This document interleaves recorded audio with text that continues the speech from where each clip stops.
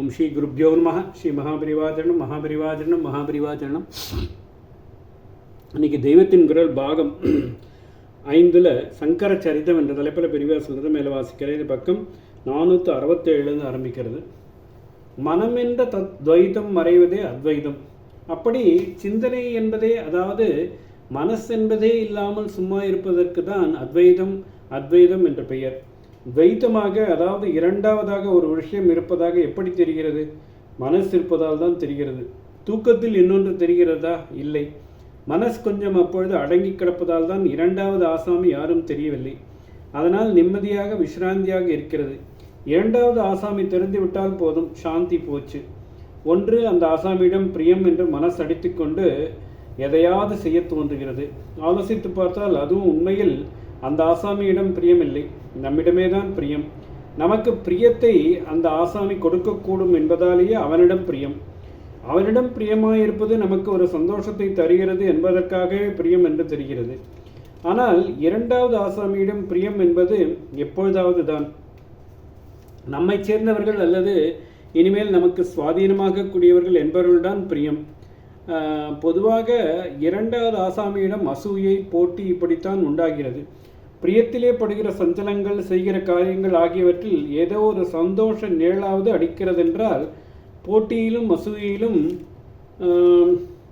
படுவதெல்லாமோ ஒரே கோபமும் துவேஷமும் அழுகையுமாகி எதிராளியை தாக்குவதை விட நம்மையே அதிகம் தாக்குகின்றன.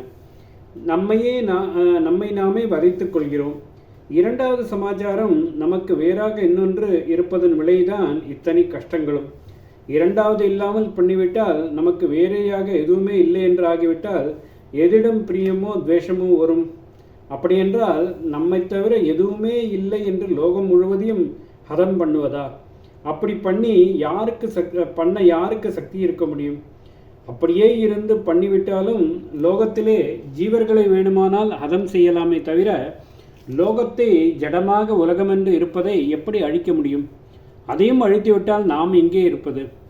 துவைதமான ஜீவ சமூகத்தால் மட்டும்தான் அசாந்தி என்றில்லை. ஜட பிரகிருதியும் நமக்கு வேறையாக இருந்து கொண்டு பலவித உணர்ச்சிகளை ஏற்படுத்தி கொண்டு அந்த மோதல்களில் நம்மை அவஸ்தைப்படுத்தி கொண்டுதான் இருக்கும். ஒரு மாம்பழத்தை பார்த்தால் தின்னணும் என்ற ஆசை, ஒரு முள்ளுச்செடியை பார்த்தால் குத்தி கொண்டு விடப்போகிறோமே என்று கவலை, இன்னும் பெருசாக இடி மின்னல் பூகம்பம் என்று பயம், கொளுத்துகிறதே என்று இம்சைப்படுவது, இப்படியெல்லாம் இருந்து கொண்டேதான் இருக்கும். இதுகளை எப்படி இல்லாமல் பண்ணிக்கொள்வது? அப்படியே ஜட உலகத்தையும் எப்படியோ ஒரு விதத்தில் இல்லாமல் பண்ணிவிட்டு நமக்கு வேறையாக யாருமே இல்லை, எதுவுமே இல்லை என்று நாம் மட்டும் உட்கார முடிந்தாலும் அப்பொழுதும் நமக்கே பசி, தாகம் முதலானது வந்து அவஸ்தை கொடுக்கத்தானே செய்யும்.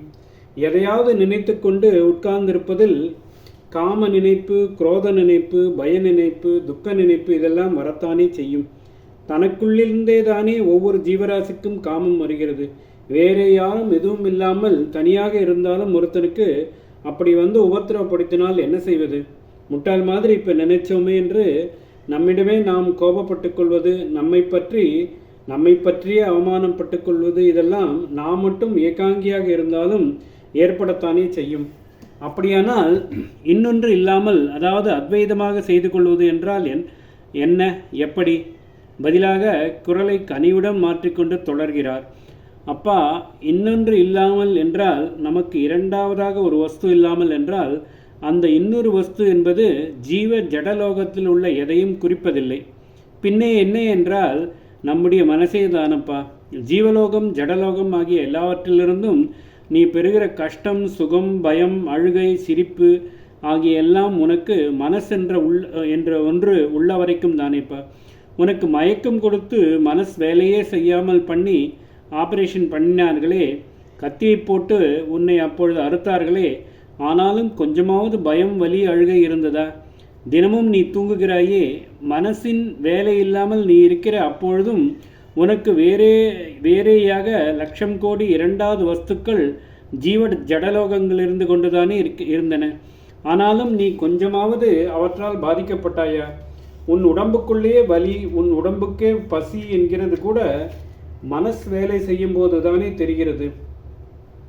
துக்கம், சுகம் எல்லாமே மனசு இருக்கிற போது தானே. அதனாலே அப்பா, இரண்டாவது ஆசாமி என்பது உன் மனசே தான். தூக்கத்திலும் மயக்கத்திலும் உன் மனசு இல்லாமல் போயிருந்தாலும் உயிரோடு தானே நீ இருந்தாய். அந்த உயிரைத்தானே ஆத்மா என்பது. அதுதான் நிஜமான நீ. அதற்கு இரண்டாவது ஆசாமியாக மனசு என்ற ஒன்றை மாயை கொண்டு வந்து விட்டிருக்கிறது. ஞானத்தினாலே அந்த இரண்டாவது ஆசாமியை இல்லாமல் பண்ணிவிடு. அப்பொழுது உனக்கு வேறேயாக இரண்டாவதாக எதுவுமே இல்லை. அத்வைதம் என்ற அனுபவம் சித்திக்கும். இரண்டாவது இல்லாத போது காரியமில்லை, பேச்சில்லை, சுற்றுவதில்லை, அலைச்சலே இல்லை.